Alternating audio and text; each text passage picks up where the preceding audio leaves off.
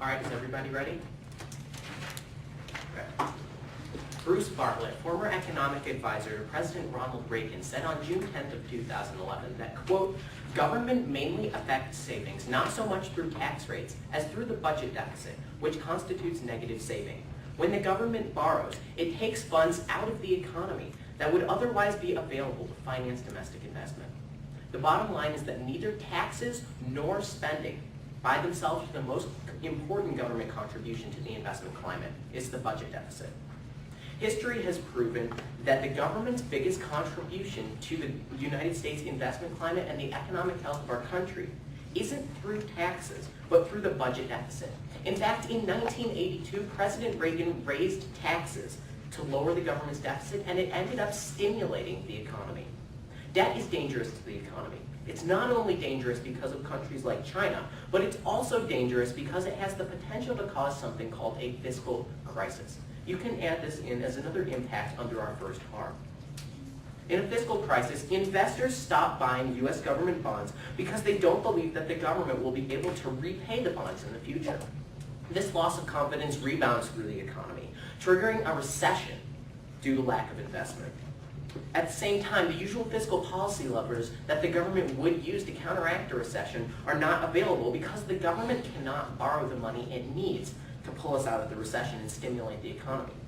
Ultimately, a fiscal crisis causes a recession that is far worse than the normal dips in the market. The only cure is prevention, and that's what we do with our plan.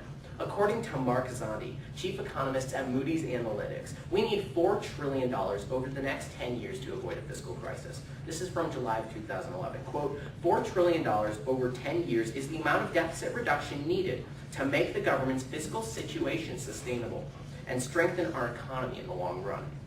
We need $4 trillion. However, $2 trillion in spending cuts has already been enacted, according to Fox News on August 6th of 2011. Quote, Congress finally agreed to spending cuts that would reduce the debt by more than $2 trillion. To avoid a fiscal crisis, we need $2 trillion over the next 10 years. Enacting a financial transactions tax raises, at bare minimum, $1.8 trillion. In short, our plan solves a fiscal crisis in the future. Now, with that in mind, I'd like to respond to the arguments made by the negative team in their last speech. I'd like to start off with harm one. They brought up a couple of responses. The first one was that China's just going to borrow more and the current debt still remains. I'd like to respond to those. My two responses are, first of all, deficit reduction causes less borrowing. Deficit reduction causes less borrowing. Let's look at this logically. If we reduce the deficit, reduce the amount of money that the government is spending over what it's bringing in, then it doesn't need to borrow as much. This means that if we can reduce the deficit, then we will actually, by default, have less money being borrowed by China. My second response is that this gives us the opportunity. By enacting our financial transactions tax and doing this deficit reduction, it gives us the future opportunity to start paying off the debt that we owe China. In the status quo, we can't do that because we simply have too much debt. But our plan puts us on a road to sustainability that we can continue to build on in the future. They also responded that China is a trade partner to the United States and that it can continue to use leverage through that method. But my response is that of more balance. The analysis behind this is that the United States is also a relatively important trading partner to China. So all this is doing is we're making it more balanced because now it's two equal trading partners instead of one trading partner that has more influence than the other. Their other argument was that of no empirics, and my response is future harm. The goal of this is not to get rid of the past harm of China using our debt against us, but to get rid of a future problem. And in fact, you can add this as a second impact to the harm one, which is that of sovereignty lost. Really, it's a matter of principle. Should we be giving other countries this much leverage over the United States? It's the affirmative team's position that we should not, and for that reason, we're enacting our plan. Now the second harm, they also had a couple of responses. And they had, first of all, liquidity, and then they said that there's something about prices, and then they talked about volatility. I'm going to respond to all of those in turn, starting with liquidity. My response to this is a turn. Too much liquidity is bad. Too much liquidity is bad. From Neil McCulloch and Gracia Picio, PhDs in economics, on March 23rd of 2011, quote, "At low levels of market volume, greater liquidity reduces excess volatility. However, after a certain point, the confusion caused by speculation creates a positive relationship between liquidity and excess volatility. This suggests that a transaction tax in a low liquidity market would increase volatility, but in highly liquid markets, such a tax may reduce volatility by reducing the incentives for speculative trading," end quote. We can see from this piece of evidence that in our markets, which are highly liquid markets, we are actually going to see a decrease in volatility because of a subsequent decrease in liquidity due to the the financial transactions tax. There's also the fact that in the 1980s, we did not have high-frequency trading, and this is my second response. No high-frequency trading in the 1980s. We didn't have any of that in the 1980s, and yet our markets were already very liquid, and liquid enough that we were able to get everything done that we needed. And the 80s was a fairly good economic time. So the bottom line is that this liquidity that we're supposedly getting rid of doesn't even matter and doesn't affect the markets. Now I'd like to respond to the prices argument. My response to this is, again, in the 1980s, no high-frequency trading. 1980s, no high-frequency trading. They are saying that high-frequency trading does all of these good things, and my response is that it doesn't matter, because before there was high-frequency trading, our markets worked just fine. Now they also talked about stability or volatility, and their argument here again was that more liquidity increases volatility. But my response again is liquidity does not increase volatility. Liquidity does not decrease volatility. As I've shown, more liquidity in highly liquid markets leads to an increase in volatility.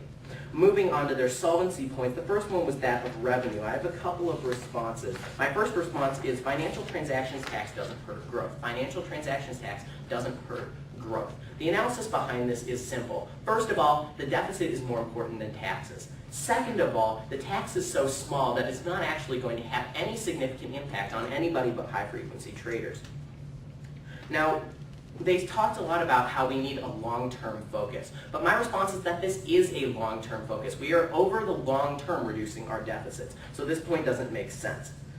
Now, they also stated that there was going to be profit shifting if we enact a financial transactions tax. My response is trading price isn't the same everywhere. Trading price isn't the same everywhere. In different places in the world, trading prices are already different, and yet somehow not all of the trading has gone to the lowest cost venue. This indicates that a financial transactions tax would not cause profit shifting. Also, there's the fact that the United States markets are stronger than any other markets in the world.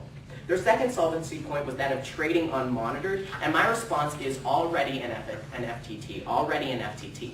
Right now, the Securities and Exchange Commission levies a very small tax, a very small fee as it were, on trades that it uses to generate money in order to fund itself. So the fact that this is in place clearly shows that our tax is enforceable.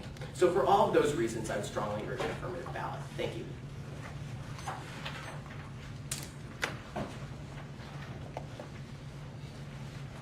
All right, are all the judges ready?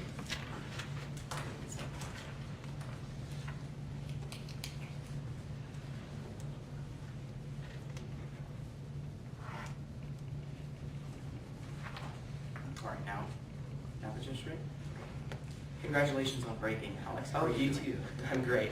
All right, thank you. We just had a couple questions about your speech. Firstly, you brought up the impact of a fiscal crisis. Yes, You that's said correct. we need $4 trillion to reduce that over a decade, correct? Yep. Okay, and your plan generates how much? It generates at bare minimum $1.8 trillion. However, as I showed, there have already been $2 trillion in spending cuts. So realistically, we only need $2 trillion more dollars to get rid of that. All right. Now, have you brought up any empirical examples of financial transactions taxes raising revenue?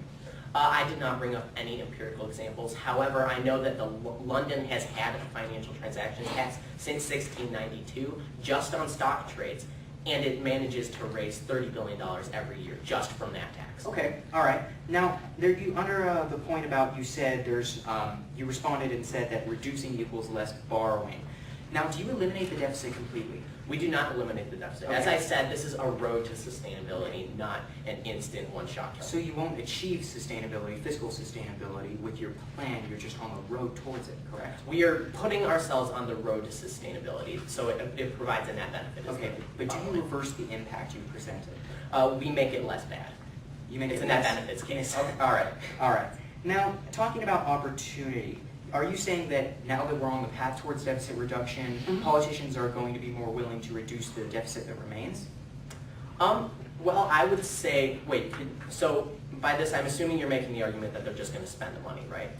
No, I'm not making that argument at all. Are you saying that since we've given them a lot of deficit reduction now, they're going to be more willing to do more deficit reduction in the future? Of course, because we still need $2 trillion in Okay. order to. All right, thank you.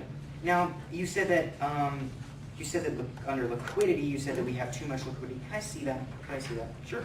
And what's the market volume, or how much of the market does high frequency trading account for? About 50%. About 50%. So you'd be reducing the market by 50%. Yes. Okay. And Hold on, let me find this piece of evidence, but we're not reducing the actual market, we're just reducing market volume, which in all honesty doesn't matter past a certain point. Okay, all right. Now, did you respond to my price discovery argument about how high-frequency traders help the market in 3 specific ways? Yes, I did. I Okay. said that it had no impact because of the fact that in the 1980s there was no high-frequency trading, and yet somehow our markets were the strongest in the All world. right, and you would agree that the markets have changed around the world, globally. I would say that they have, but that even without the high-frequency trading, which we still maintain to be a bad thing, Yeah. without the high-frequency trading, even if it does provide these benefits that you're stating, our markets would still be stronger than anyone else. Has high-frequency trading become an integral part of the markets in the U.S.? An integral part? No, I would say that it's more speculators skimming off the top of the markets. All right, thank you.